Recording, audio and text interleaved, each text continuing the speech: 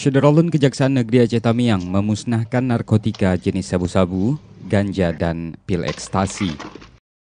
Pemusnahan dilakukan dengan cara dibakar yang berlangsung di halaman kantor dengan ikut disaksikan para pihak lainnya Rabu siang. Adapun narkotika ini Syederalun merupakan barang bukti dari berbagai kasus pada periode September 2016 hingga Agustus 2017.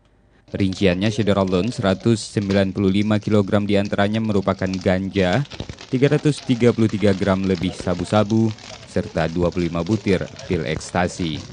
Pemusnahan dilakukan karena kasus-kasus itu sudah mendapatkan kekuatan hukum tetap. Dari Kuala Simpang, Muhammad Nasir, Serambi On TV.